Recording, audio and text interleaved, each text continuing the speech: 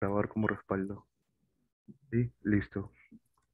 ¿Qué tal? ¿Cómo están todos? Del equipo de trabajo de Fundación Biblioteca Virtual, el último bastión de toda producción y comité consultivo, le damos la más cordial de las bienvenidas a Juan Carlos, quien, como ustedes bien saben, es uno de los escritores, modestia aparte, más trascendentes de los últimos años y, por qué no decirlo, eh, un narrador de historias totalmente fundamental y excepcional. Eh, por la envergadura de su persona, vamos a comenzar a esbozar una breve biografía, ya que su vida y sobre todo su producción ha sido sumamente vasta. Juan Carlos nació en Lima, se crió en Lince, tuvo esa particularidad de poder absorber cada callejón, cada experiencia y sobre todo cada vivencia que da ese gran distrito. Como bien sabemos, una de sus obras abocó también de ese gran distrito, estudió, a su vez, estudió sociología en la Cato o en la PUC para algunos, y así sucesivamente. ¿Qué tal? ¿Cómo se encuentra usted? Muy bien, Joey, un gusto enorme estar acá. Eh, yo solo escribo, no sé si lo que trasciende en todo caso pueden ser los libros alguna vez, quién sabe. Me entretengo escribiendo. Un gusto estar en tu programa y qué bacán la iniciativa que tienes con la biblioteca. No, ¿para qué? Es algo muy pequeño en un vasto espacio y mundo, y si uno puede crear una pequeña semillita de conciencia de la población, uno ya se da Claro. por bien y servido. Lo que es verdad es que resulta casi llamativo ese precio que se ha de pagar Juan Carlos por ser prácticamente un escritor. Es casi como una novela de drama, por así decirlo, donde no solamente se cuenta la historia de cómo se puede sobrevivir en un mundo cuando se posee un don que es más difícil de entender. Y es ahí donde para muchos considera la escritura como un escaparate. ¿Es así para su persona? Eh, bueno, eh, yo tengo una experiencia con la escritura tal vez un poco, no muy particular, creo que le ha pasado a mucha gente, pero voy a apagar este teléfono para que no esté sonando. O sea, no es nada excepcional, le ha pasado a gente, pero no es lo más usual, ¿no? Yo comencé a escribir ficción a los 43 años, o sea que tengo más o menos unos 10 12 años escribiendo, lo cual es poco. En realidad sigo, o sea, estoy aprendiendo, creo que siempre todo camino de arte o también de profesión es un aprendizaje, ¿no? Pero cuando uno comienza tarde, bueno, en mi vida aprendí muchas cosas tarde, ¿no? O sea, a manejar aprendí tarde, a nadar aprendí tarde, ahora estoy aprendiendo a boxear y a escribir. Entonces, cuando yo comienzo a escribir, yo ya tenía, digamos, una profesión de la cual vivía, ahora ya estoy jubilado de eso, tomé una jubilación anticipada. Y claro, me dedico mucho a la escritura, también hago algunas otras cosas, ¿no? En mis temas profesionales. Entonces no he tenido la experiencia que entiendo que tienen personas que comienzan más jóvenes, ¿no? De hacer de la escritura mi medio de vida, lo cual me parece absolutamente válido. Pero como tú dices, es un camino bien difícil, ¿no? Es un camino bien difícil porque, como tú dices, la escritura en general, ¿no? Salvo excepciones, no alcanza para vivir. Yo vivo de mi pensión, de clases que hago sobre los temas que yo he trabajado profesionalmente, más no de la escritura. Eso da una aproximación distinta, tal vez, ¿no? De mucha libertad, de no apuro, aunque, bueno, yo soy apurado ya, o sea que no hay necesidad que me apure mucho más, pero sí reconozco por mi experiencia, no digo que sea mejor ni peor que la otra, pero me gusta tener cierto espacio de libertad, ¿no? Yo imagino que en el arte, en la escritura, más o menos pasa lo mismo que en cualquier profesión, ¿no? Cuando uno vive de algo, uno tiene que hacer contorsiones, negociaciones, tragarse sapos, ¿no? Porque uno necesita vivir. Yo lo he hecho en mi vida profesional, o sea, no, no es que yo diga, ay, yo jamás hice eso, no, lo he hecho, me he tragado mil sapos y he tenido que hacer contorsiones y trabajar en cosas que no me gustaban y hacer cosas que yo no estaba convencido, porque en fin, así son todos los trabajos. Entonces, que la escritura no sea para mí un trabajo, eso me gusta. Reconozco que es mi situación, como que te conté, no me parece mejor que lo otro ni peor, simplemente distinto, pero yo la disfruto así. La disfruto como, o sea, no es un trabajo en el sentido que no es remunerado, es un trabajo en el sentido que es un esfuerzo grande de aprendizaje, ¿no? Y de trabajo, de esfuerzo, ¿no? Uno se cansa, uno le pone empeño, yo le pongo empeño, pero es una experiencia distinta. Pero sí veo que la literatura es un camino difícil. De todas maneras, ya acceder a una editorial, que los editores se interesen, eso sí, me toca lo mismo que a los demás, digamos, ¿no? No, no es fácil. Claro, y es ahí donde muchas veces no solamente los personajes, sino el mismo escritor termina siendo a la larga su propio antagónico. Es como una especie de ser brillante, pero también autodestructivo a la vez. En un mundo donde quizás siente de primera mano que no le pertenece, que no es parte de él, pero que a su vez se abre un camino y ese camino que él logra abrir es entre algo inverosímil e inusual. Es ahí donde los escritores escriben propiamente ya teniendo una gran comprensión de sí mismo, pero también en muchas ocasiones es como una sed entre si se va a perder el control o en todo caso se va a triunfar. ¿Usted lo considera así? Eh, Trátame de tú, porque eso de usted Ah, me hace perdón, Juan parecer más, Carlos, ¿verdad? me hace parecer más viejo de lo que ya soy.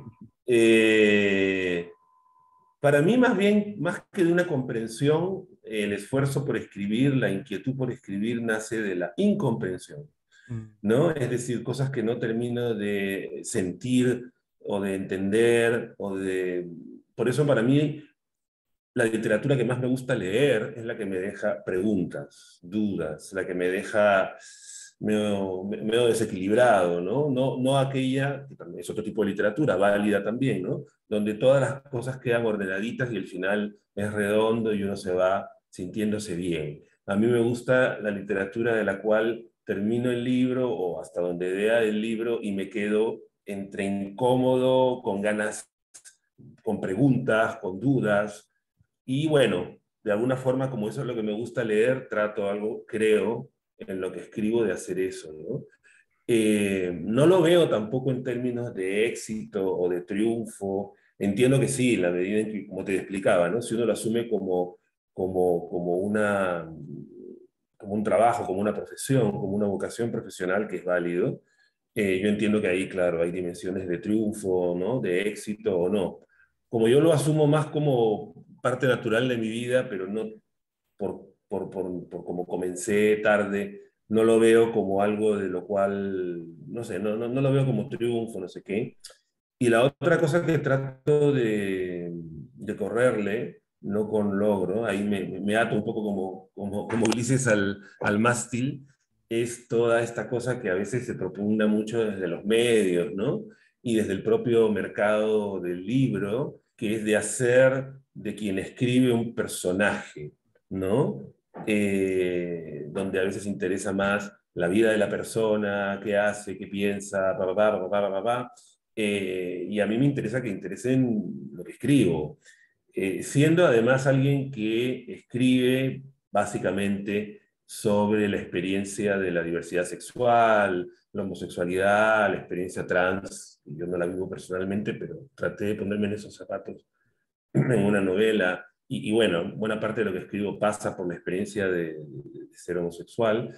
Siempre, y eso lo comentábamos con un grupo de escritores con los que hace poco sacamos una antología con Campo Letrado, una que se llama El acento de la diferencia. Conversábamos con ellos cómo en el caso de personas homo, lesbianas, trans, diversas sexualmente que escriben, siempre hay como más interés en saber cómo es y cómo viven y cómo la escritura responde a tu experiencia. yo no creo que aún, no he visto, ¿no? Que a un escritor heterosexual le pregunten cómo asumió su sexualidad, en qué momento, qué significó, cómo influye su sexualidad, alguno tal vez, ¿no? En su escritura o ese tipo de cosas, ¿no? Yo entiendo que eso es parte del esfuerzo por analizar y comprender una escritura más desde un punto de vista de la crítica, pero como yo no soy crítico ni estoy en la crítica, ¿no? A mí en realidad me interesa más hablar de los libros, ¿no? Porque si no uno se envanece. La escritura sufre, creo, cuando uno se centra en sí mismo más que en la escritura, ¿no? A fin de cuentas, no voy a decir que este es un proceso mágico, pero todo arte, bueno, mi familia, mi madre, por ejemplo, estudió pintura y hace cerámica, un montón de cosas, a mí me enseñó cerámica de niña. Con la pintura no tuvo mucha suerte. Conmigo, digo. Y entonces yo creo que en medio de todo quien hace arte es más un medio, ¿no? Importa la obra, a fin de cuentas, ¿no? Eh, Todos vemos un Greco y de repente sabemos muy poco de la vida del Greco, ¿no? Y sin embargo la maravilla son sus obras. Entonces, no me estoy comparando con el Greco, por supuesto, ¿no? Sería absolutamente inapropiado y estúpido. Pero lo que quiero decir es que todo persona que hace arte, incluso grandes artistas, son medio. Entonces, en realidad, interesa más la obra que el medio, ¿no? O debería. Y efectivamente, un libro termina siendo una puerta a un mundo que prácticamente multiplica tu vida.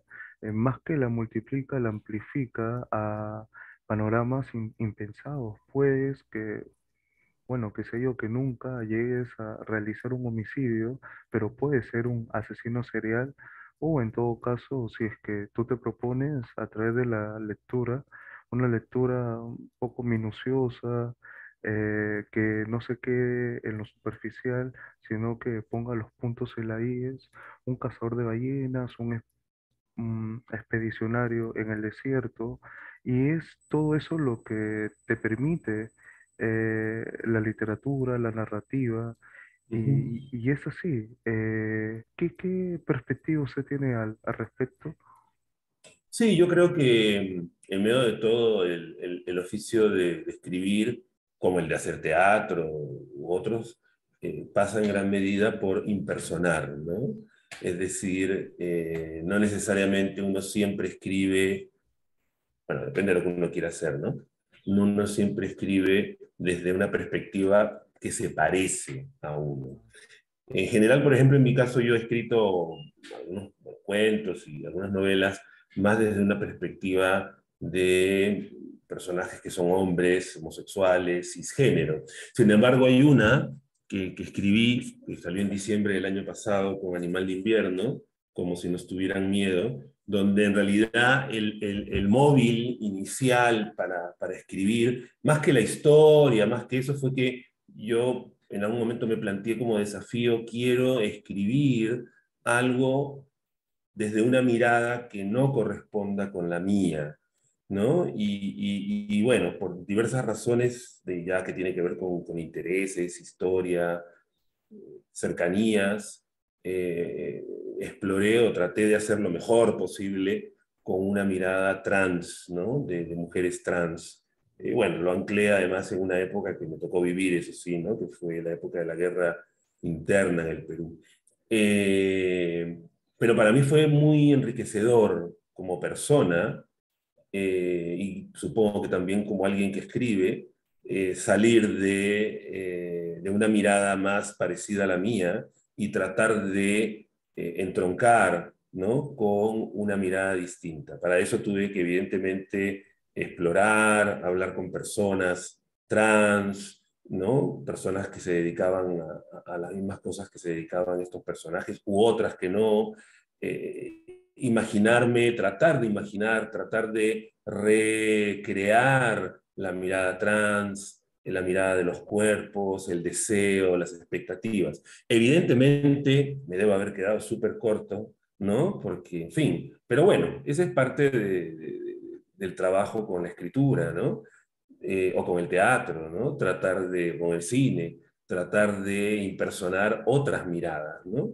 A mí me resultó muy enriquecedor como persona espero que también la escritura, también había una búsqueda de un tipo de escritura ahí que ya había anticipado en algunos cuentos en El inmenso desvío, el libro de cuentos anterior.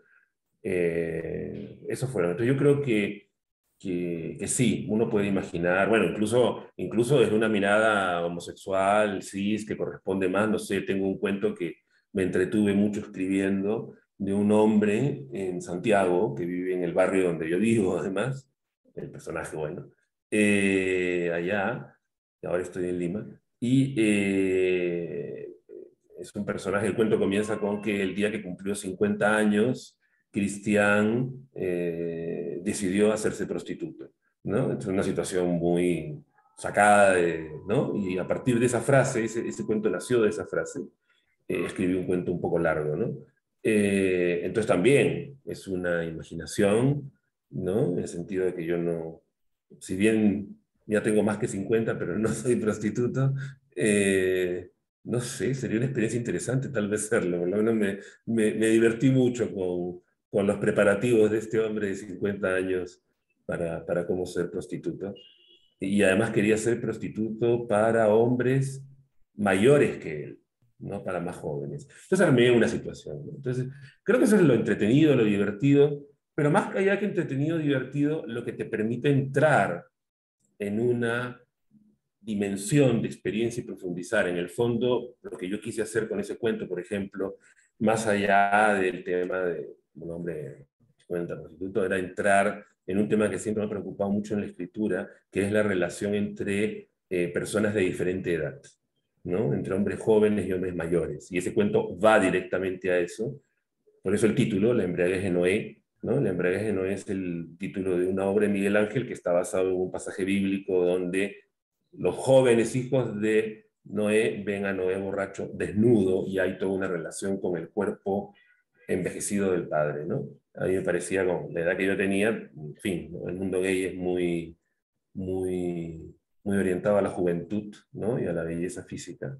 Entonces a mí eso es un tema que me inquietaba, ¿no? Entonces las historias también son un medio, ¿no? Para mí, al menos en lo que me gusta leer y escribir, el objetivo no es tanto contar una historia, hay que hacerlo, o lo hago. Hay cuentos o textos que me gustan mucho, como Saer, donde la historia puede ser mínima, por ejemplo. Pero me gusta más que nada la historia como un soporte de una escritura, de una inquietud.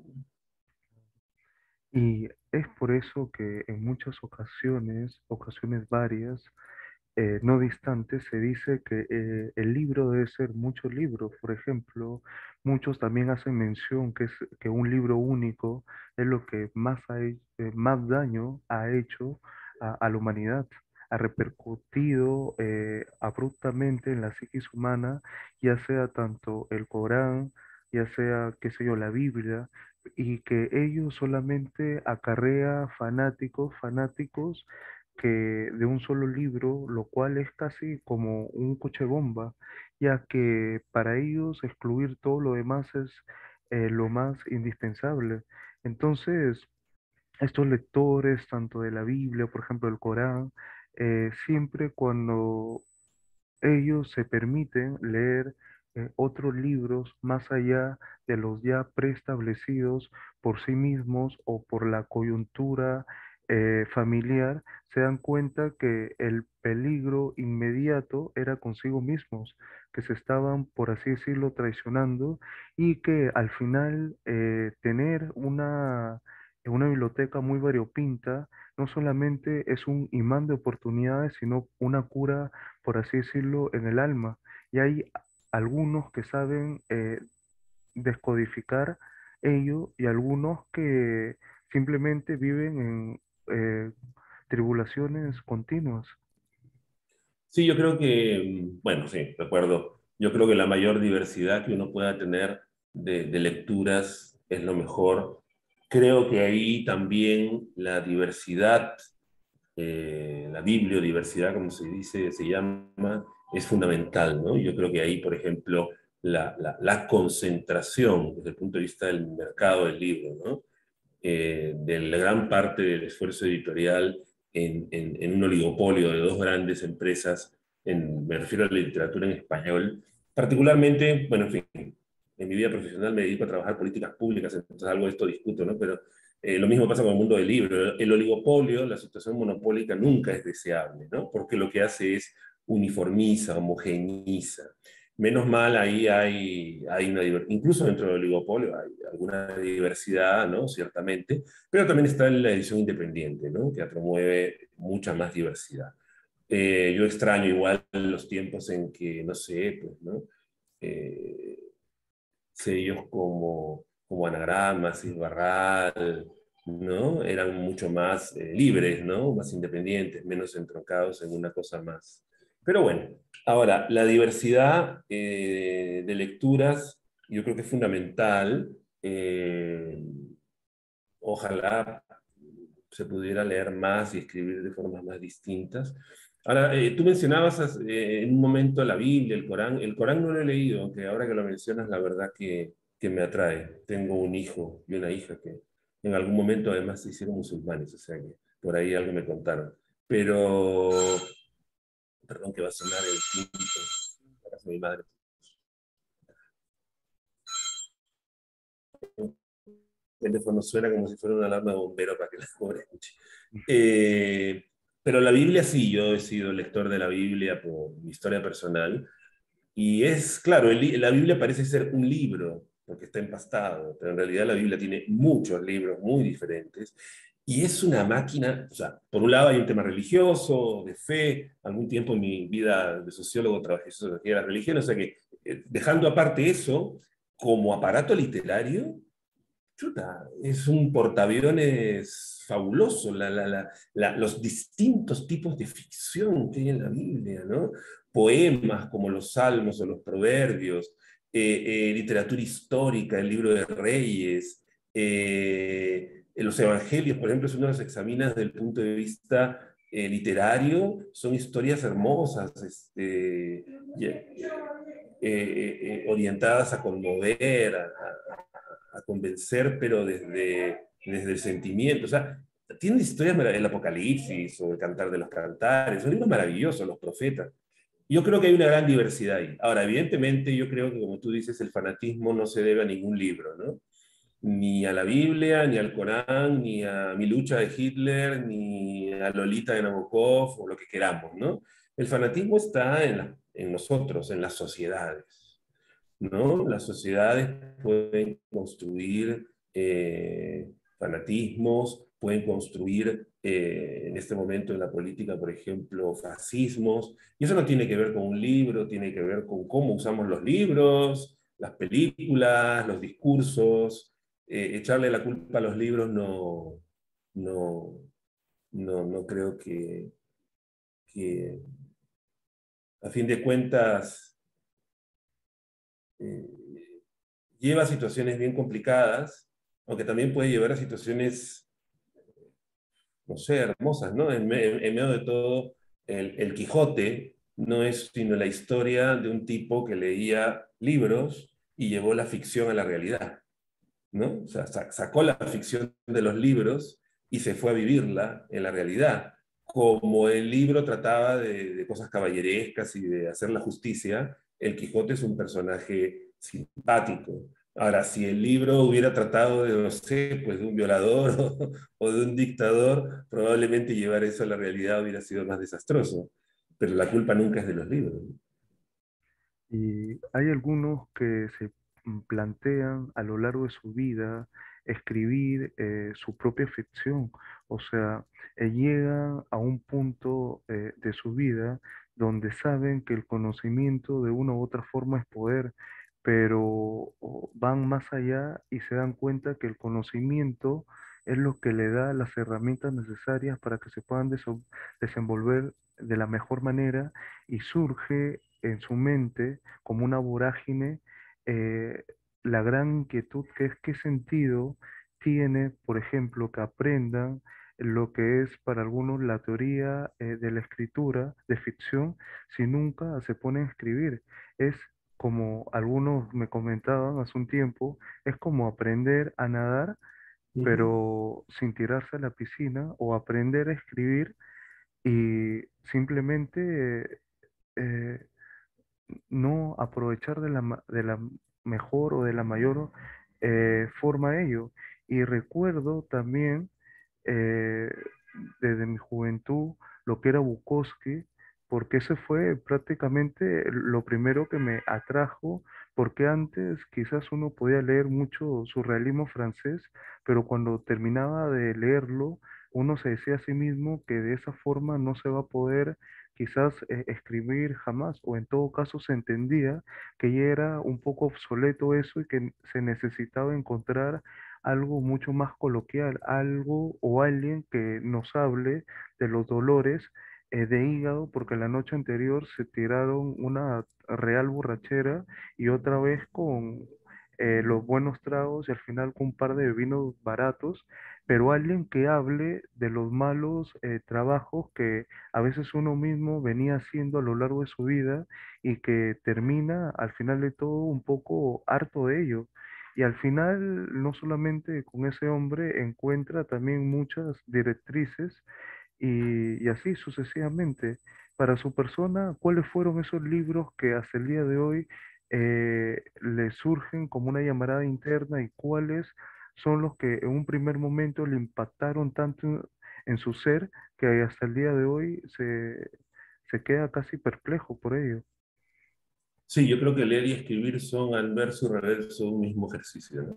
No todos los que leemos escribimos, pero yo creo que todos los que escribimos leemos, ¿no? O sea, intentar escribir sin leer es tirarse, como tú dices, a la pileta vacía, ¿no? Es peor que no tirarse, ¿no? Es tirarse a la pileta vacía. Y claro, aprender a escribir requiere el ejercicio. Hay una dimensión de oficio que hay que aprenderla nadando, ¿no? Escribiendo y cada vez tratando de hacerlo mejor y leyendo. Yo no sé si con lo que, bueno, yo estudié escritura narrativa en Buenos Aires, porque estaba viviendo ahí por trabajo, y yo no sé si todo, y después he hecho muchos talleres para aprender con mucha gente acá y en Argentina y en Chile. Pero yo no sé si todo lo que estudié y practiqué me ha servido para escribir mejor, pero lo que estoy absolutamente convencido es que leo mejor. Leo cosas mucho más hermosas, exigentes, desafiantes para mí. Libros que yo me acuerdo, bueno, la primera novela que yo leí en mi vida, bueno, de chiquito a chiquito leía cuentos. Me acuerdo que no sé por qué mi madre y mi tía nos compraban cuentos de hadas, de gnomos, de duendes, y ese mundo me gustaba, un mundo medio raro, medio oscuro. Bueno, no oscuro, era, no sé cómo decirlo. Pero después mi primera novela, que me impactó mucho, fue Los ríos profundos de Arguedas. No la he querido releer porque no quiero, no me acuerdo mucho la historia, algo, me acuerdo la sensación. Yo en realidad soy malo para recordar las historias. Yo de los libros lo que recuerdo es las sensaciones que me dejó. A veces me puedo acordar de algún pasaje, en algún caso, de alguna historia, pero en general me interesa conservar las sensaciones. La primera novela que leí de haber sido a los 13, 14 años fue Los ríos profundos, de Arguedas. Luego leí, me acuerdo, Cien años de soledad, que también me impactó mucho. Pero cuando la he tratado de releer, sentí que perdía algo de ese mundo que yo viví cuando lo leí a los, no sé, 14. Entonces, no la releí. Y luego me acuerdo ver un tercer libro que leí de joven, bueno, de adolescente, chiquillo, era La Vorágine, ¿no? Esos tres libros me encantaron. Luego leí, me acuerdo, Yaguar Fiesta, ¿no? Y, y Toda la sangre, ¿no? Me impactaba mucho Arguedas. Luego, más grande, claro, en el colegio de haber leído las cosas icónicas de Vargas Llosa, con Vargas Llosa me pasó algo curioso. Y claro, ¿no? Yo en los años 80, yo, bueno, militaba en una serie de cosas, sigo siéndolo, pero digo, en ese momento lo era más militantemente de izquierda, ¿no? Estaba en cosas. Y claro, el 90, cuando Vargas Llosa aparece como el candidato, ¿no? De la derecha, liberal, todo lo contrario a lo que yo quería y pensaba, ¿no? Leerlo era para mí pues un acto de traición, ¿no? Lo cual es una estupidez, ¿no? Pero bueno, yo tenía, no sé, 18, 19, 20 y tantos años. O sea, uno tiene derecho a ese momento a tener sus pasiones. De viejo también, ¿ah? Pero son diferentes. Entonces, me acuerdo que una vez me quedé por temas de trabajo por temas de trabajo me quedé tirado horas en el aeropuerto de Iquitos. Pero te estoy hablando, eso debe haber sido el año 93, 94. Tirado en el aeropuerto de Iquitos, digo eso para que imaginemos que el aeropuerto de Iquitos era más simple, no había nada, y había unos kioscos que vendían diarios, ¿no? Con la portada de fútbol y la calata, ¿no? Ninguna de las dos cosas me interesaba. No sé qué habría, y la Casa Verde. Y por supuesto yo, ¿no? Dije muy coherentemente, a ese tipo no lo leo. Claro, cuando ya pasaron 2 horas y volvieron a anunciar que el vuelo se retrasaba 5 horas más y a mí ya me salían raíces, no sé, en algún momento claudiqué y dije, total, nadie se va a dar cuenta, y lo compré. Uy, me caí dentro del libro. ¡Qué maravilla! La Casa Verde, por Dios. Y de ahí he leído, no todo, pero bastante Vargas Llosa me impacta mucho. Y luego cuando ya he estado ya, después he leído cosas, ¿no? Pero ya cuando me puse más en el plan de aprender escritura en Buenos Aires, ahí descubrí un montón de autores que me matan. En general, los autores que yo tengo en mi altar personal, yo que sé, Saer, Bernhard, Donoso, Lispector, pero yo soy muy malo, se me van los nombres. Un libro que me marcó mucho, que me gustó mucho, es de Christopher Isherwood, que se llama Un hombre solo en español, es A Single Man. Hubo una película que es una buena adaptación con el Colin. Ese libro me gustó mucho. Isherwood es un autor que también sigo. Y así sigo varios, ¿no? Leo mucha literatura argentina porque, bueno, como aprendí ahí, estudié ahí, me quedó un sonido, ¿no? Eh, Me gustan mucho los sureños norteamericanos, ¿no? Carson McCullers, Faulkner, son brutales, ¿no? Más o menos por ahí va la cosa. Y en la primera parte usted comentó de Vargas Llosa, porque efectivamente él en un primer momento, por ejemplo, se iba al Valle del Urubamba y les hablaba a a los campesinos de Karl Popper, lo cual entendía muy poco, o en todo caso, don Mario comentaba sobre ese especie de binomio entre von Mises y Hayek. Y eso como que en un primer momento también creó varias aristas, eh, y así sucesivamente. Pero lo que es cierto es que las historias, cuando uno, por ejemplo, las comienza a escribir, es porque un determinado momento nos importan más a nosotros mismos, pero quizás, y no debiera ser así, en última instancia, uno se da cuenta que aquellas deben ser leídas por las personas que prácticamente no te conocen por nada o por muy poco, o tienen solamente meras referencias, y es donde volca la emoción a uno mismo, y así se produce casi un abanico de oportunidades para poder plasmar al lector con esa fuerza, ese ímpetu, ese coraje que uno desee, porque quizás eh, hay una serie de técnicas que permiten dar de una u otra manera un orden a las ideas que uno puede albergar en la cabeza y contar de manera más prolija o no las historias en un papel. Pero son técnicas que a la larga, estas son las que hacen que el lector, como usted bien dice, toque con la historia, eh, forme ese famoso clic, tanto emocional, y sea que todo ello termina siendo a veces, no solo con la primera publicación, sea de narrativa, no ficción, de poética, sino a lo largo de la vorágine de producción, porque cada editorial te pide cada 2 años, por así decirlo, un nuevo tomo, y a una mecánica un poco fría, un poco distante, y las historias terminan siendo a la larga un poco iguales. Y eso acarrea casi un gran parecido, como armar un rompecabezas que sabes que siempre va a ser el mismo, y ahí es donde se debe tener muñeca, se debe tener esa facultad de conocer los tempos, de reinterpretar, pero sobre todo tener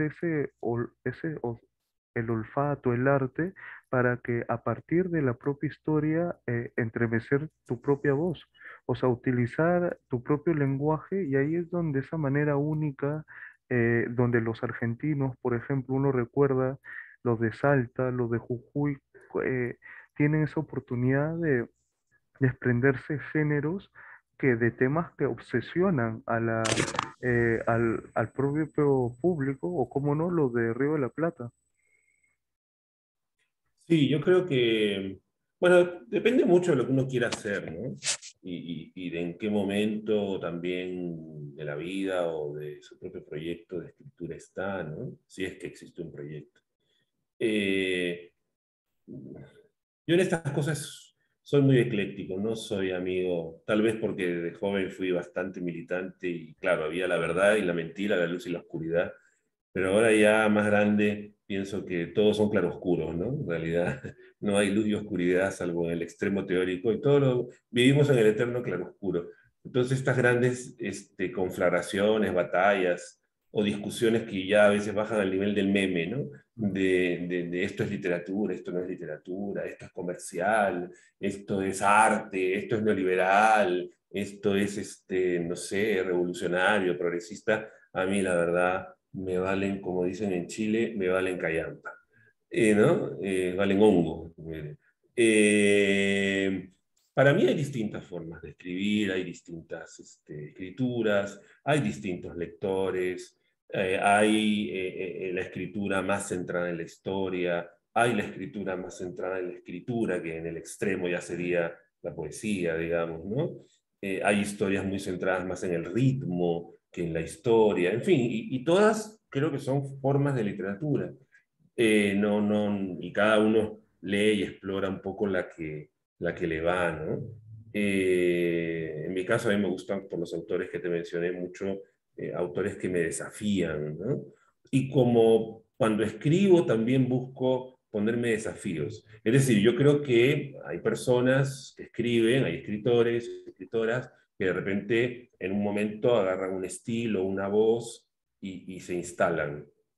¿Por qué? No sé, pues porque serán, será parte de... Uno siempre cuando dice eso piensa, ay, no, pero ya se socó, qué cómodo, qué comercial. Pero si uno mira incluso, por ejemplo, una escritora fabulosa como Clarice Lispector, uno lo que ve es un estilo consolidado que lo despliega, lo despliega, lo despliega, ¿no? O Borges, uno no podría decir, ¿no? Que es, o Hemingway, que es una gran variedad de hacer cosas muy diferentes.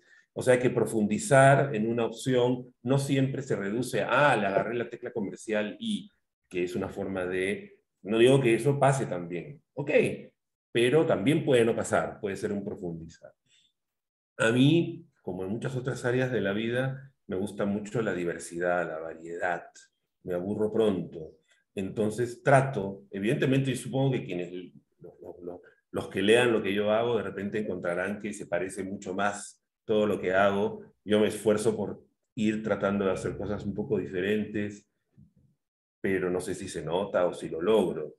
Pero por lo menos cuando leo, sí me gusta leer dentro de un tipo de literatura cosas un poco más diversas, que desafíen. Yo creo que tanto la escritura como la lectura y como todo arte debe tener una dimensión de desafío, que no necesariamente es novedad. Yo creo que el culto a la novedad, eso tiene que ver mucho con un tema de consumo, ¿no? Yo más que novedad lo que busco es desafío. Yo leo la Ilíada, o más que la Ilíada en realidad, la Odisea y me desafía, ¿no? Y no es nuevo, pues no, además todos sabemos de qué trata. Entonces, yo creo que el desafío no quiere decir novedad. Y la otra cosa que también quería comentar es el tema del oficio, ¿no? Lo que tú decías. Mira, yo de chico aprendí, mi madre me enseñó a hacer cerámica. No es que sea, yo no aprendí más que los rudimentos, pero de chico le dediqué un tiempo. Y claro, tú puedes, yo veía, en realidad yo era el más chico, ¿no? Había otra gente grande, era un taller de la parroquia que mi madre hacía gratuitamente. Y yo estaba ahí, pero había otros personas mayores o chicos que tenían mucho más don que yo. Pero bueno, yo con las herramientas y aprendiendo cómo se usa la barbotina y cómo se amasa el barro y cómo se hace el método del rollito o cómo se usan las cosas. Aprendes y algo te sale. Evidentemente, si además tienes un don y perseveras, ¿no? Como dice Vargas Llosa, al final algo bueno te sale, ¿no? Si perseveras. Entonces, es una extraña mezcla de perseverancia, disciplina, eh, ojo, yo me doy cuenta cuando leo, no creo que sea, eso le pasa a toda persona que lee, que escribe, creo, ¿no? O que escribe de forma sistemática, es cuando tú lees algo, miras el juguete por atrás, ¿no? O sea, hay un párrafo que te impresiona y inmediatamente estás diciendo, bueno, ¿cómo hizo esto? ¿No? Me ha pasado a veces nomás, por ejemplo, hace poco leí a un autor brasilero que no conocía, Raduan Nazar, se llama ay, Labranza Arcaica, Nazar. ¿Ya? Es un libro maravilloso. Además hay una película excelente que es una muy buena adaptación. Raduan Nazar, Nassar, y se llama Labranza Arcaica. Está editado en español por Sexto Piso de México. Y claro, ¿no? Es un tipo de escritura donde yo trato de mirar lo que hay detrás y llega un momento en que me sobrepasa, ¿no? Y cuando yo nunca voy a escribir como este hombre, no tengo capacidad. Entonces ya me abandono, ¿no? Al puro disfrute. Yo creo que hay una tensión entre oficio, gusto, don, musa. Hay que mezclar un poco de todo, ¿no? Y eso acarrea la gran pregunta, la gran incógnita, que es, por ejemplo, cuando supuestamente en apariencia se termina algún gran libro, uno después de darle una ojeada se da cuenta que nunca está terminado, porque de una u otra forma uno volvería, por así decirlo, a describir todo de nuevo o en todo caso agregaría o se sacaría algunas cosas y eso también es como una especie de maniático obsesivo porque uno se puede percatar, por ejemplo, en sus obras que las producciones son muy finas, muy bien cuidadas, muy elegantes, pero también lo que pasa es que termina siendo, de repente en su caso es así, o si no, nos lo desmentirá con la total apertura, eh, es algo o alguna cosa interminable y nunca se podría acabar. Y el tema de corregir, algunos lo utilizan bastante y por eso demora en lo que es la publicación, sea poemas cortos, sea narrativa o lo que fuera. Y eso tiene de una u otra manera, tanto entre buenos climas, entre cosas contundentes, pero también ganchos o vacíos porque después, por ejemplo, ante la presentación del libro, uno encuentra como un pequeño sinsabor de que se pudo realizar en tal párrafo o en tal página, quizás a la mitad o al final, un desenlace un poco mejor. Entonces, ¿en qué momento usted entiende que uno de sus libros está terminado o en todo caso su persona cómo lo corrige? Y eso, para culminar, lo podríamos, por ejemplo, anexar eh, en- ante esta gran obra como si nos tuvieran miedo, o en todo caso, una que nosotros recordamos con bastante aprecio y, por qué no decirlo, cariño, cuando los hijos duermen. Sí, a mí me gusta mucho el momento de la corrección.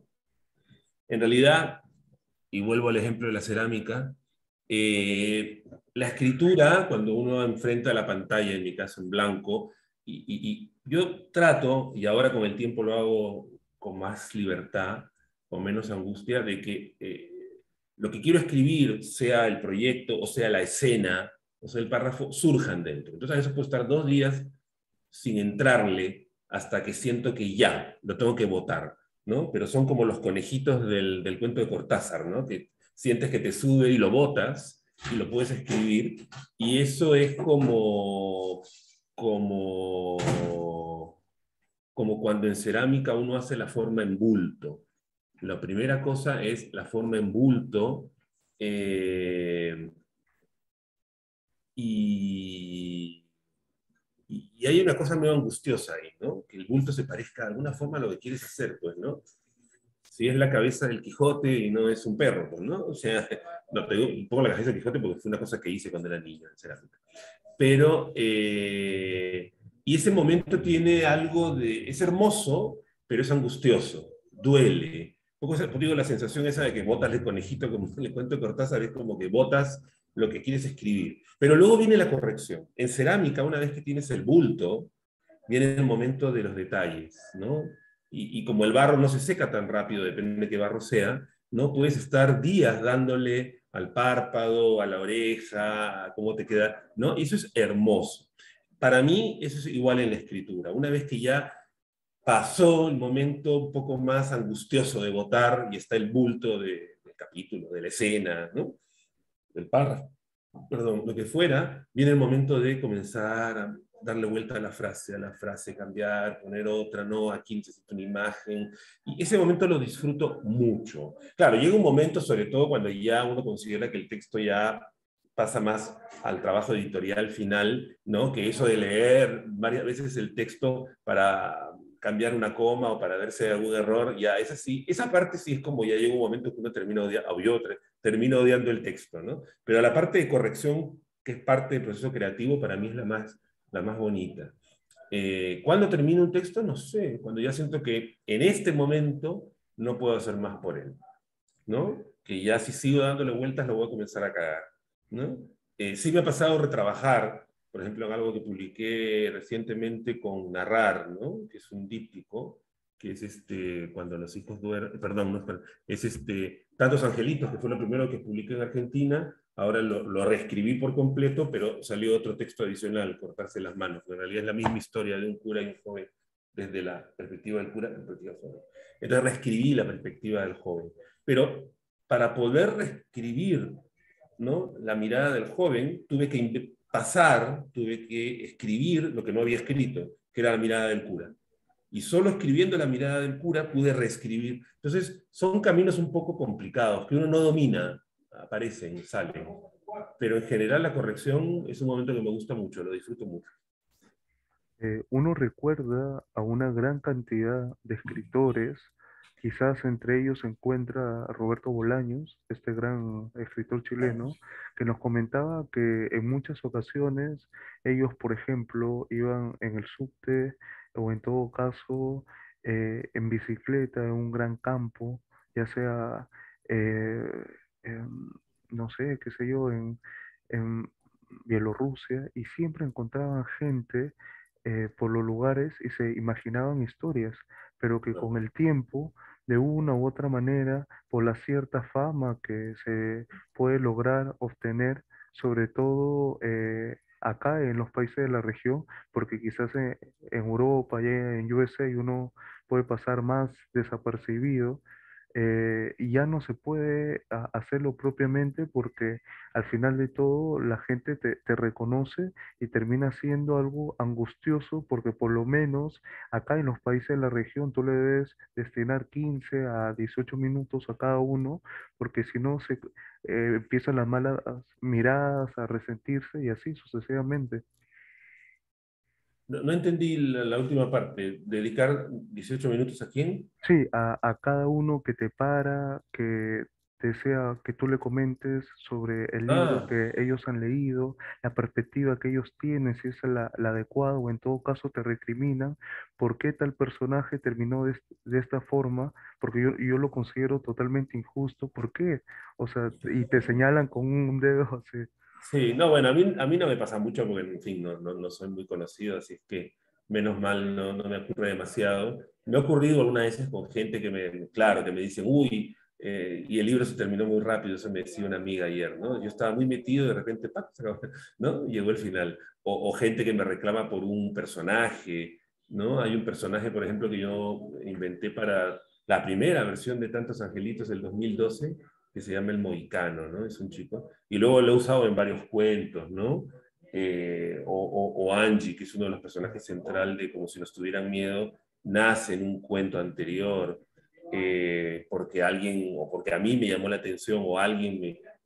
Sí, yo creo que una de las cosas lamentables de la escritura es que no solamente es un ejercicio bastante solitario, escribir, ¿no? Porque luego cuando ya se publica, se edita, es un trabajo de equipo, en realidad de equipo. Yo he tenido muy buena experiencia tanto con las tres editoriales que he publicado acá en Perú, Animal de Invierno, Narrar y Campo Letrado, muy buen trabajo de equipo, como editor, diagramador, todo.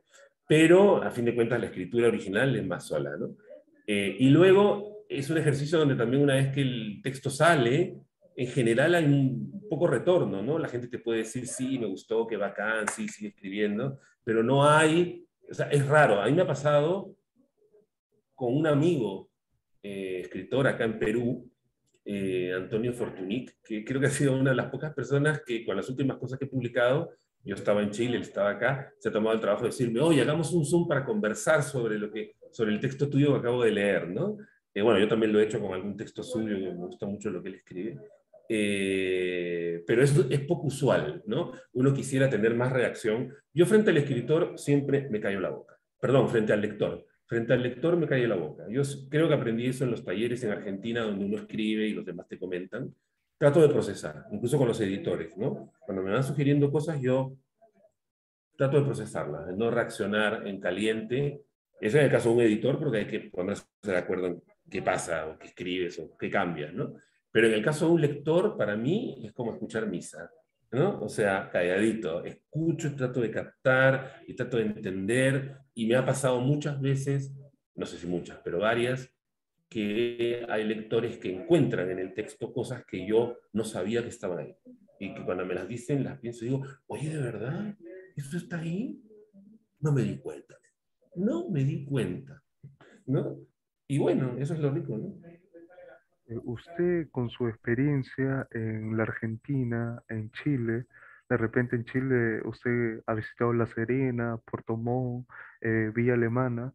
Ahí nosotros podemos, por ejemplo, encontrar lo que es la literatura de la región, que en general, por ejemplo, muchos comentan porque en la Argentina son muy técnicos en ello, que a partir de los años 60 o 70 fue, por así decirlo, un poco más creativa, pero también mucho más inventiva en el sentido que la escritura europea o la misma norteamericana.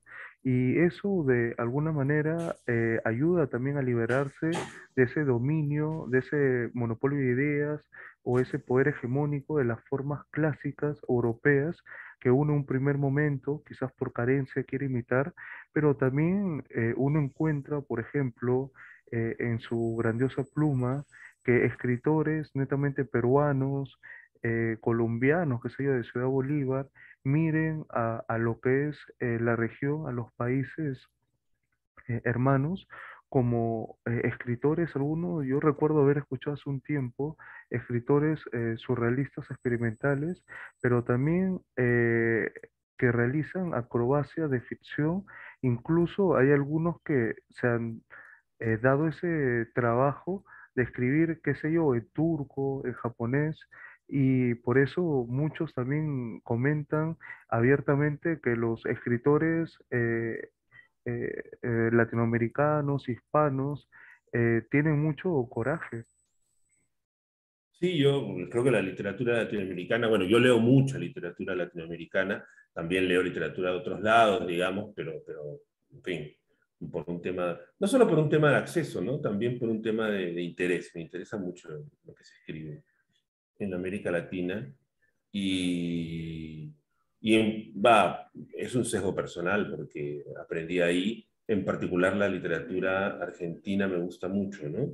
También me gusta la chilena y la colombiana, ¿no? Bueno, la mexicana, digamos, que en mi evaluación personal como lector, creo que la literatura argentina y la mexicana son las más potentes de la región, ¿no? Pero creo que, digamos, hay otras muy buenas que vienen pisando los talones, como la colombiana, la chilena, ¿no? En Chile hay grandes escritores, Mike Wilson, Alejandra Costamaña, eh, por mencionar dos que particularmente Nona Fernández, ¿no?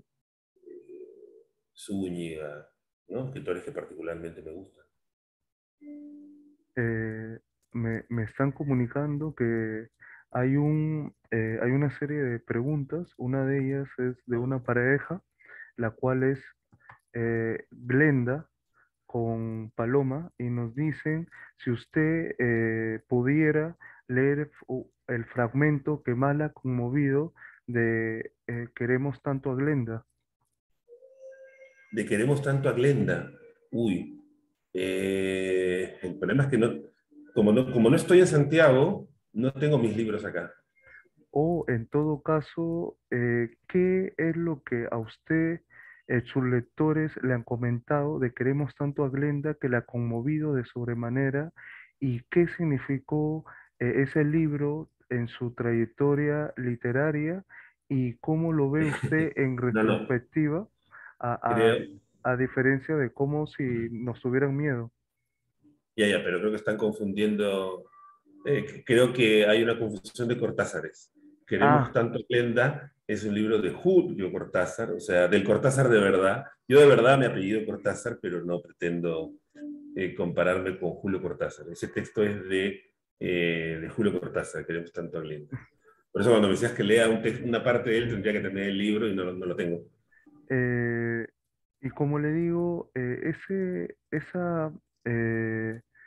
mm, esa contraposición de cuando los hijos duermen, a comparación de cómo si nos tuvieran miedo, eh, uno ve en su producción, no sé si decirlo de una u otra manera, eh, un avance notable, pero sí una profundidad muy acuciosa en los detalles, y una historia con una trama que encanta, que envuelve. ¿Usted lo considera así?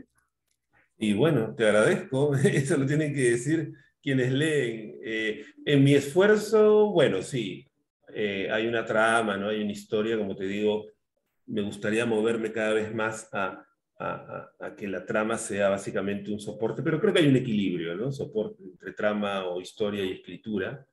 Eh, eh, mencionaste otra cosa que me iba a comentar y se me fue. Sí. Eh, Se me fue la otra cosa que mencionaste. Uno era lo de trama y... Y ese avance, porque algunos consideran que su persona, como si nos tuvieran miedo, y hay una madurez en su producción, y hay una forma de escritura, no sé si estaría bien decirlo, mucho más concientizada, pero sí eh, mucho más profunda, y como si usted se hubiera retrotraído a sí mismo y hubiera sacado... quizás para algunos, y por qué no decirlo, para la gran mayoría, una de sus producciones más sublimes. Bueno, agradezco el comentario. Sí, yo creo que con... Hay distintos tipos de textos, ¿no? Como si nos tuvieran miedo, como te comentaba, el propósito, aparte de ponerme en una mirada que no correspondiera exactamente a la mía personal, en los personajes, había una búsqueda fuerte de un tipo de escritura que comencé a explorar escribiendo en un cuento que está en el inmenso desvío que se llama Darío detrás de la puerta. Hay otros cuentos que también van en esa línea. Tengo otros textos donde de repente la escritura es menos, ¿cómo decirlo? Más prolija, como Animales Peligrosos, o el mismo que saqué después de Como si nos tuvieran miedo, este díptico de cortarse las manos tantos angelitos. Con el tema de la escritura, yo creo, insisto, como me tocó aprender en Argentina, yo me acuerdo de cuando yo estaba escribiendo cuentos allá para un libro de cuentos que publiqué en Argentina. Yo estaba trabajando muy duro con uno de los que fueron mis profesores, José María Brindisi, y José María me decía siempre, desemprolijá, desemprolijá, o sea, desordena un poco tu prosa, ¿no? Porque claro, los peruanos tenemos, a fin de cuentas, ¿no? Si uno miramos nuestros grandes héroes, ¿no? Recientes escritores, ¿no? Vargas Llosa, Bryce y Ribeiro, la prosa en general, la escritura es muy prístina, muy clara, muy perfecta, ¿no? a diferencia de lo que se ha hecho en otros contextos, por ejemplo, Argentina o México, ¿no? Donde hay de eso, pero hay también de lo otro. Entonces me acuerdo que él me decía mucho desemprolija. Entonces yo vivo en un eterno proceso de desemprolijamiento, tratando de quebrar un poco. Además me gusta mucho más, o sea, por ejemplo, ¿no? Ha habido todo un tiempo en que siempre se valoraba mucho la frase corta y al hueso. Y a mí sí, bueno, bárbaro, ¿no? Si uno lee a Carver y a otros, bien. Quien quiera ir por esa línea me parece perfecto, son poéticas, nada más distintas. Pero a mí la verdad me gusta mucho más la frase larga, enredada y carnosa, tipo, bueno, tipo Bernhard, tipo Saer, tipo Lezama Lima, tipo... Creo que acá el que se podría acercar un poco más en esa línea podría haber sido Reynoso, tal vez, ¿no? Eh, pero me gusta más, no sé, me gusta la carne que morder, ¿no? Igual con la literatura como con los hombres. Entonces, ¿no? Me gustan así con carne, no, directos al hueso, no, no. Entonces, pero bueno, es un gusto, o sea, reconozco también, disfruto la otra lectura. Entonces, claro, como si nos tuvieran miedo, he tratado de hacer un esfuerzo por una escritura mucho más sinuosa, mucho más desordenada. No sé cuánto se logra, ¿eh? Porque muchas veces cuando me ha pasado con cosas que he escrito, cuentos, ¿no? Me han leído amigos argentinos, gente que estudió a la par conmigo, me dicen, ay, tu prosa siempre tan perfecta, todo, y yo me quedo frustrado, ¿no? Pero sí, yo creo que hay una diferencia, no sé si se puede hablar en términos de progreso, entre esa novela de... En realidad la novela de Cuando los hijos duermen era una novela muy centrada en aprender algo que yo no sabía manejar en ese momento, que es el silencio en la escritura. Y ahí me ayudó muchísimo un grandísimo escritor argentino que lamentablemente murió, era como de mi edad, hace poco, y que fue profesor mío también allá en Buenos Aires, Leopoldo Brizuela, ¿no? Y él me enseñó mucho a manejar el silencio, ¿no? El silencio, lo que no se dice. Y luego la otra cosa que también me quedó muy marcada de cuando estudié, no es nada muy novedoso, pero se dice mucho y a veces es difícil hacerlo, el no lo digas, muéstralo, ¿no? El famoso consejo de Nabokov y que luego Carson McCullers también lo tiene en una clase, ¿no? De mostrar más que decir, ¿no? Por eso hay que tener mucho cuidado con la adjetivación. Alguien que es genial adjetivando, pero que no suprime lo que muestra con un adjetivo, es Onetti, que es otro de mis dioses, ¿no? Onetti me mata. Entonces yo trato de hacer eso, ¿no? De seguir mucho el detalle, la mirada del personaje, la sensación del personaje, y trato, ¿no? De tascar el freno cuando agarro lo que para mí, en lo que a mí me gusta leer y escribir, sería un atajo, que es decirlo, ¿no? Tal vez por eso. Y en general, además, ese esfuerzo me ha llevado a valorar mucho la descripción, ¿no? Como un recurso que me gusta mucho, pero una descripción muy, muy mezclada con la voz de los personajes, ¿no? No la descripción de cuatro partes, sino... hay un autor chileno que a mí me gusta mucho, es uno, para mí uno de los autores latinoamericanos actuales más brutales en el sentido no de, que, de conmoción, sino de más maravillosos, que se llama Mike Wilson. Y él hace algo así como, yo le pondría de nombre una descripción narrativa, ¿no? Él describe, sus textos son básicamente descripción. Tiene uno enorme que se llama Leñador, que es una maravilla, y luego el último, el penúltimo que sacó, porque el último no lo he leído, eh, Ciencias Ocultas. Y uno lee y es descripción, básicamente descripción, la trama es mínima, ¿no? Y es una descripción que tú dices, bueno, pero estoy leyendo pura descripción y te chupa, ¿no? Eh, yo le tengo mucho cariño a la descripción. Usted, entre todos los tópicos abordados, hay uno que nos parece que es menester tratarlo un poquito más a profundidad, el cual es la soledad, pero sobre todo el silencio que eventualmente rodean la creación. Y una creación no solamente literaria, sino también visual y, cómo no, musical. Entonces, hay muchos que consideran que Occidente no ha sabido comprender esa esencia vital de lo indecible, pero sobre todo del silencio. Y ya que en Occidente sí se podría decir que ha existido una tradición que valora el silencio, pero sobre todo el vacío, encontramos también que no ha sido casi hegemónica y, por ejemplo, si uno se remonta un poco en lo que respecta la filosofía griega o el judaísmo en sí, uno ve que también se habla de una teología negativa, sobre todo, por ejemplo, en la poesía que tenían de primera mano los trovadores, estos místicos barrocos, pero también el dadaísmo, el abstraccionismo, el arte conceptual, esas diversas formas de experimentación contemporánea que podemos encontrar.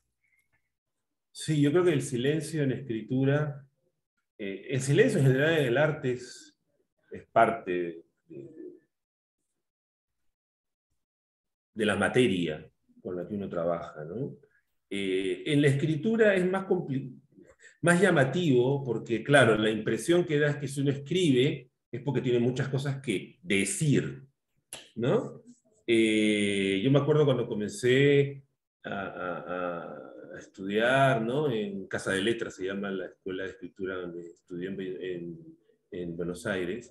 En algún momento alguno de los tutores, profesores, dijo algo así como, en realidad, lo importante es lo que no decimos, ¿no? Lo que sacamos, ¿no? Y yo me acuerdo que con mis compañeros, éramos un grupo como de 7, 8 que seguimos 2 años ahí estudiando. Luego había otra gente que llegaba para cursos específicos.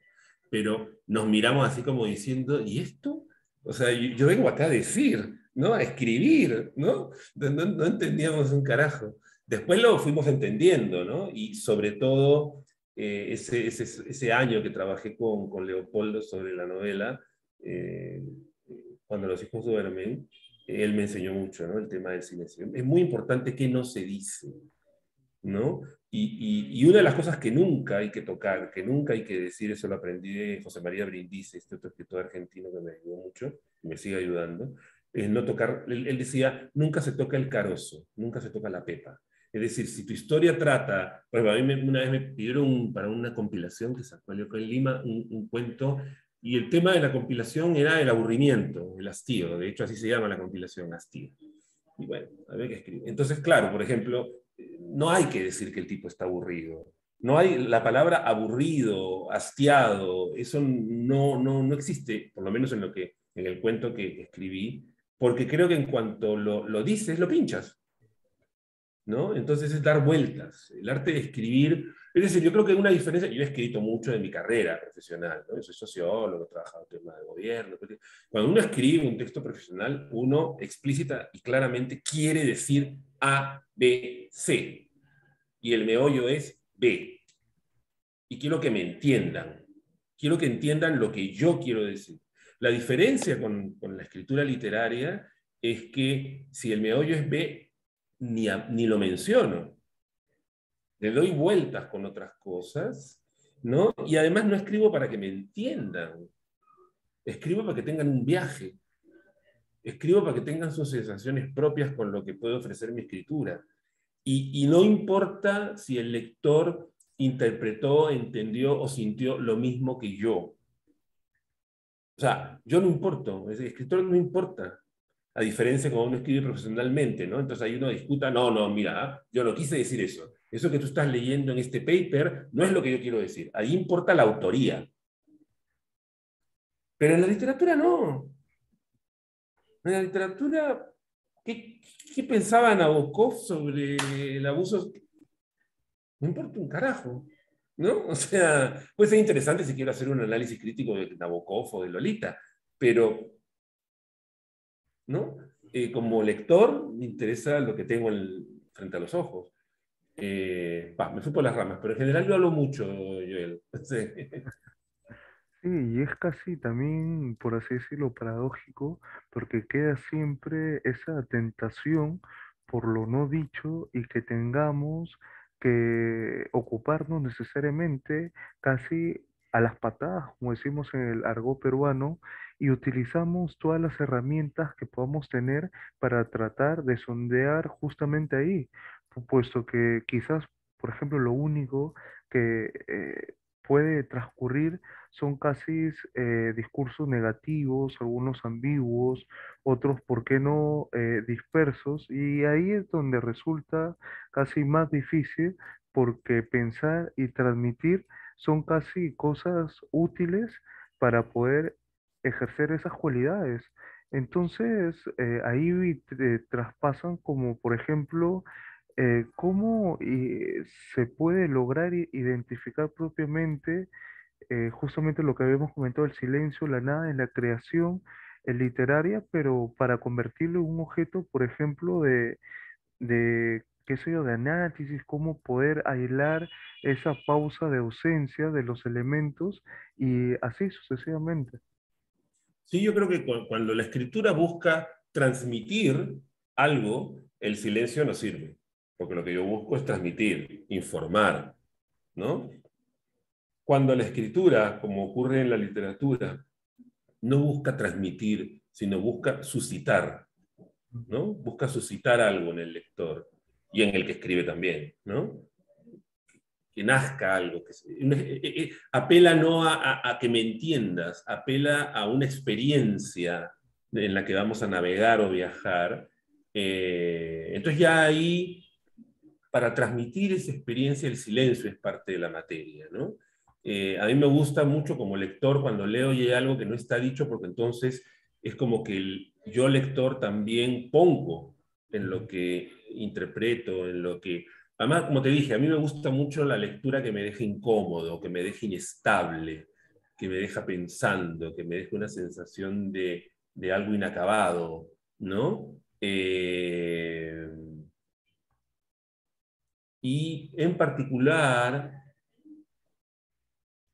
la frase larga, la frase con mucha subordinada, la frase carnosa, y esto tiene mucho que ver con nuestra identidad, que creo que la explotamos muy poco los peruanos, barroca, ¿no? A mí el barroco me trae loco, aparte porque el barroco hay unos hombres maravillosos, Dios mío, en las esculturas barrocas, ¿no? Pero más allá de esa cosa, creo que en esa sinuosidad larga que aparentemente dice mucho, hay mucho silencio adentro, ¿no? O sea, eh, no sé, creo que el silencio es algo clave, creo que aprender a manejarlo, yo no creo que lo haga del todo bien. Eh, Hay cosas que están ahí, ¿no? En general, a mí como lector, cuando tengo enfrente, leo un texto, ¿no? Donde todo se me dice, donde todo está planteado, donde todo está dicho, me aburro, me aburro, me aburro. Me gusta más el claroscuro, la sugerencia o derechamente el silencio.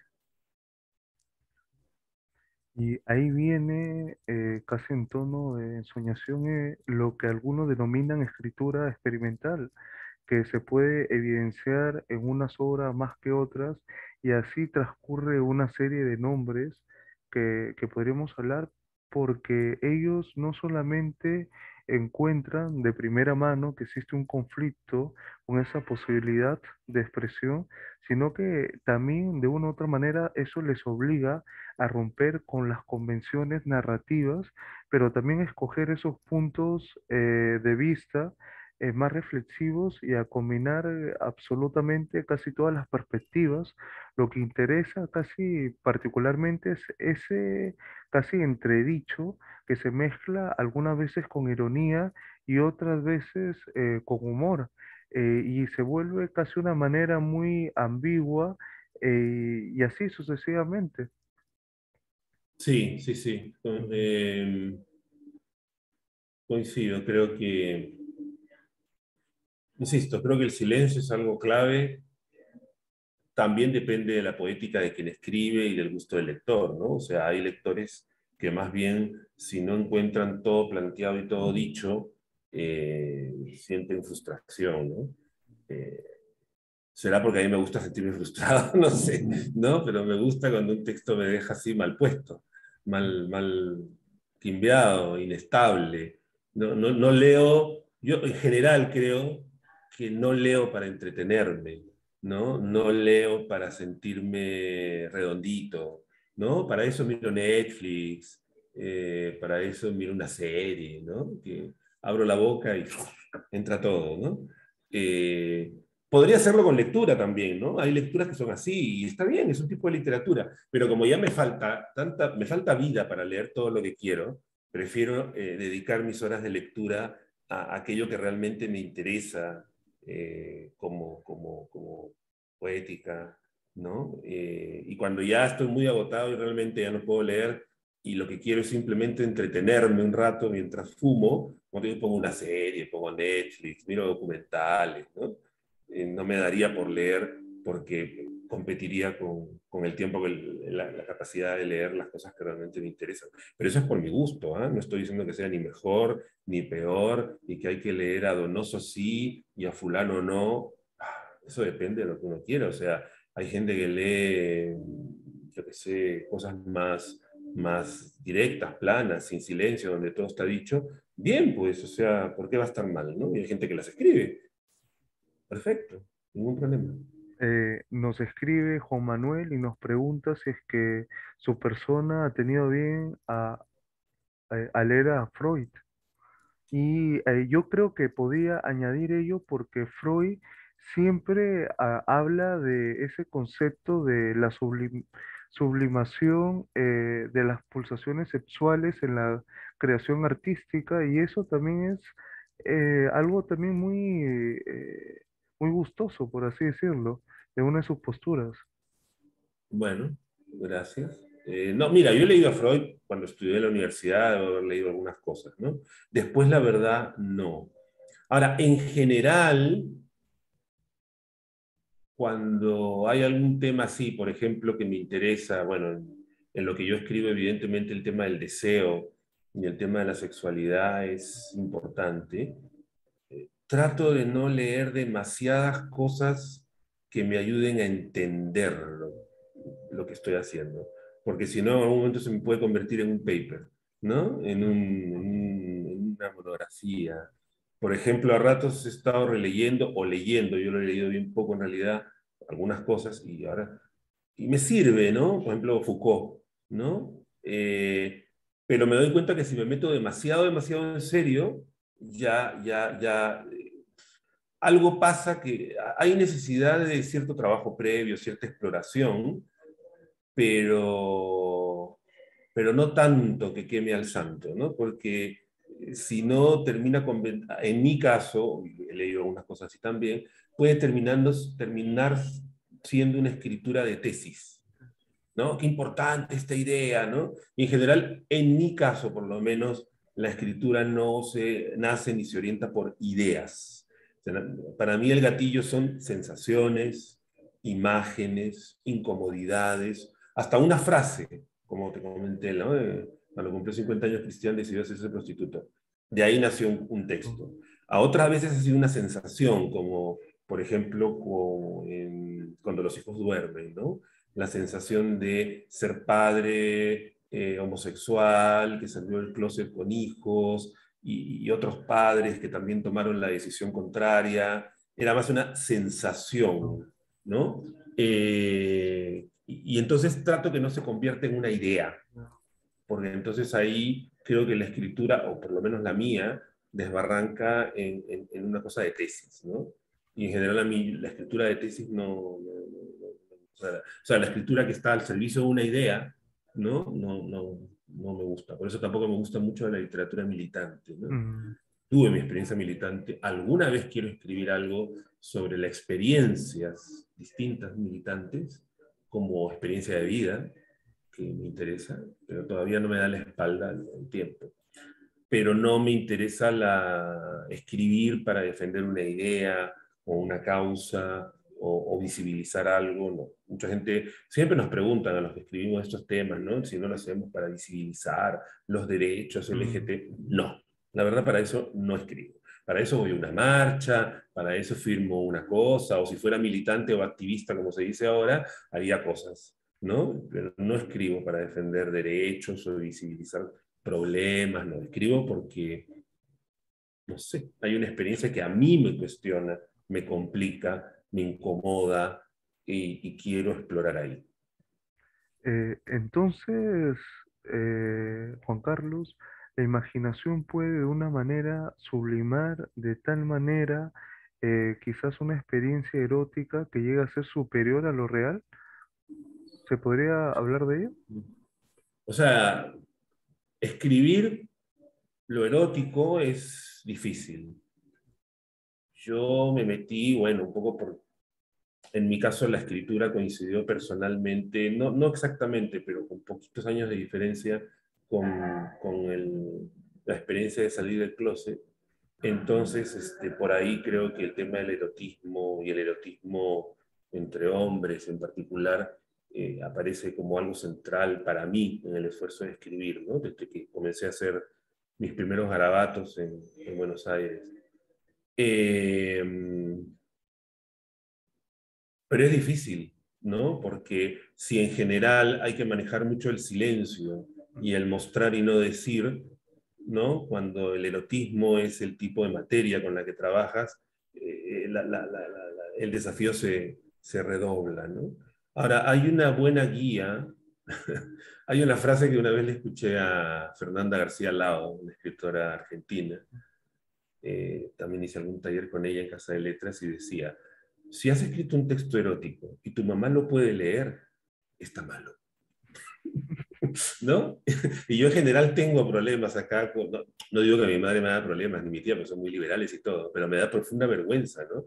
Entonces hay algunos de los textos que yo he escrito y se los he dado y otros no, ¿no? El problema es que ellas son muy lectoras, tienen 93 años y 91 años, leen y viven a media cuadra de una librería, ¿no? Entonces, a veces, ¿no? Mantener oculto lo que hago, pero sí, me da mucha vergüenza por mi madre, mi tía, a veces por mis hijos, ¿no? Eh, pero eso es una buena guía. Si uno siente que escribió algo erótico y se lo puedes dar así tranquilamente a tu mamá a leer, cagaste, seguro que es malo. Y entonces, ¿qué resistencias usted tiene generalmente que vencer en su propio proceso creativo?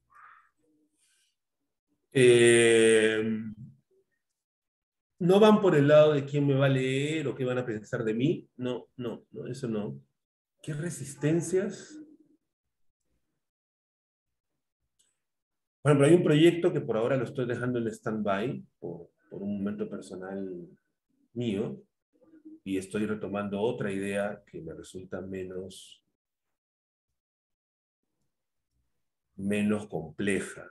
Creo que las resistencias para escribir, por ejemplo, este proyecto que por ahora estoy poniendo por segunda vez en stand-by, eh, me cuesta mucho porque entra en temas muy profundos míos. O sea, no estoy hablando de que sea autoficción ni nada. Yo no hago autoficción, no tengo ningún problema con los que lo hacen, pero sí uso mi propia experiencia, mi propia sensación, mi propio cuerpo para conectar con la experiencia que quiero trabajar con la escritura, ¿no? Recrear.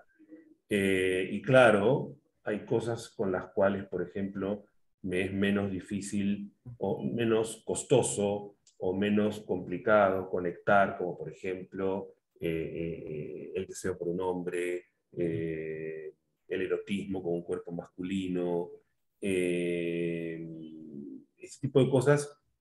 Tal vez ahora me cuesta menos que antes poder recrearlas con la escritura, pero además como experiencia personal es una experiencia que tengo más asumida y que tengo más sobre la mesa.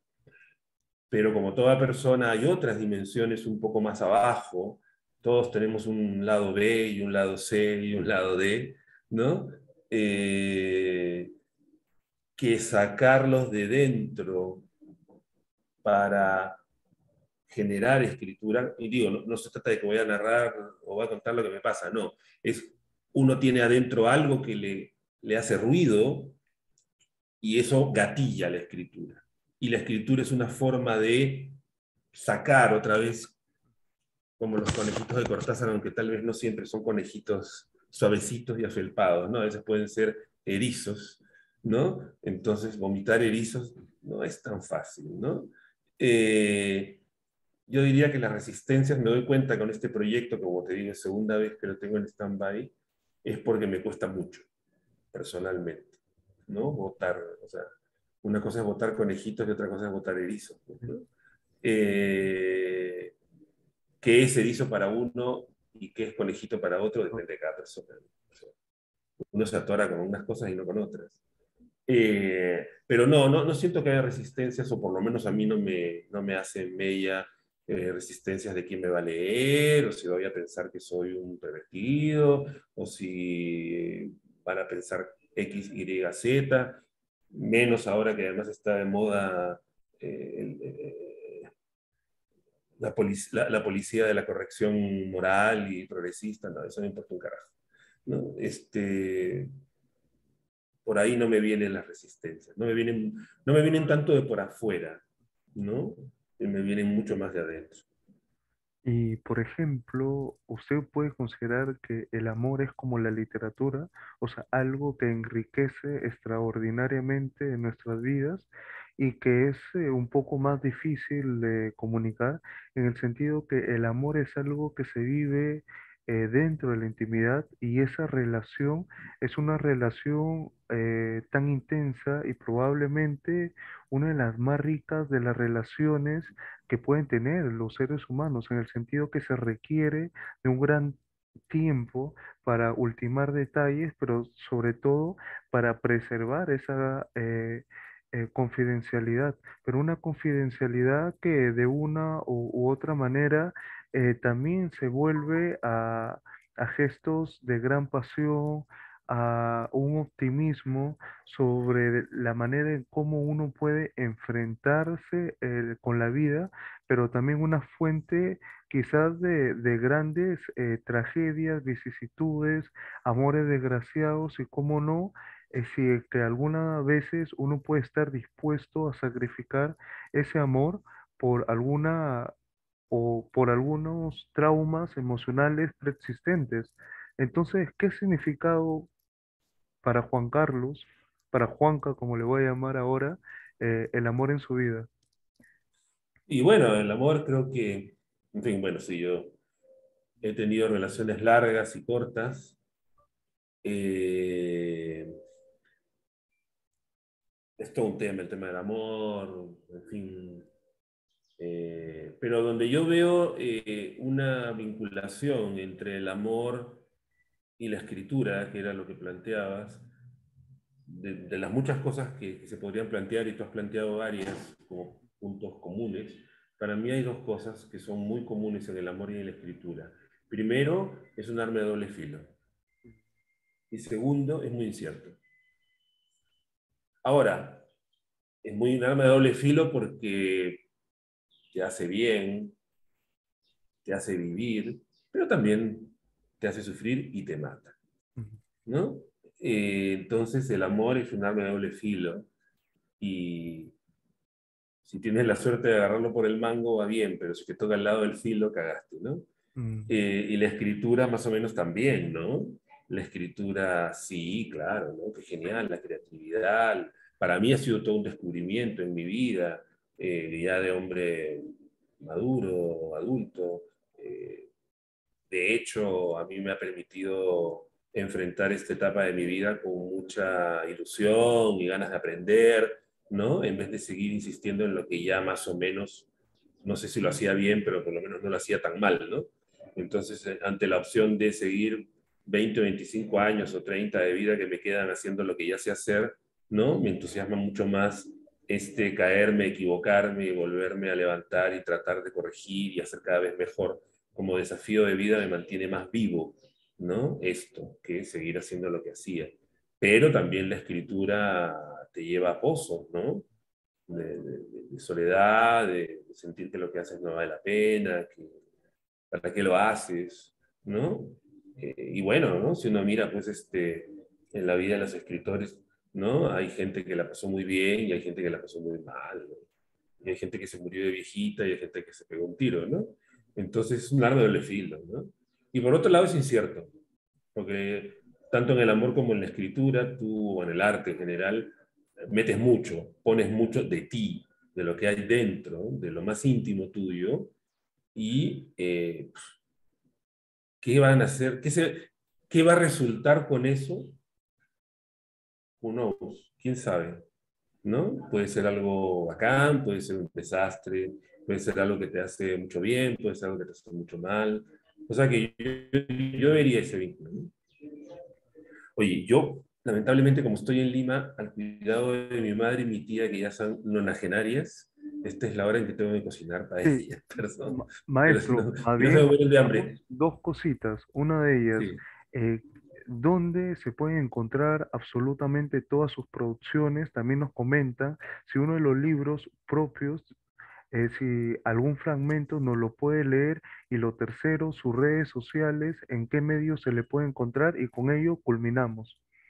Ya, mira, bueno, acá en Perú, en Lima, está en varias librerías están, pero una oportunidad ahorita es la Feria del Libro del Bicentenario que está en el Parque de Miraflores, en el Parque Kennedy, y ahí hay un stand, el stand número uno es el stand de Estación La Cultura, Animal de Invierno es el sello editorial de Estación La Cultura, y ahí pueden encontrar las tres cosas que he publicado con ellos, que son Cuando los hijos duermen, la novela, El inmenso desvío, cuentos, y Como si nos tuvieran miedo, que es lo último que publiqué con ellos, que es novela. Luego el díptico que saqué con Narrar, que se llama Cortarse las manos, tantos angelitos, debe estar en la feria también, pero no sé, tal vez en el stand de editoriales independientes, de EIP. Y no sé ahorita Campo Letrado, porque lo último que salió en realidad no es un texto mío, es una antología, ¿no? El acento y la diferencia, donde participan otros escritores, yo soy el compilador y hago el prólogo. No estoy seguro si Campo Letrado, en qué stand está, pero creo que una buena oportunidad es la feria del Bicentenario.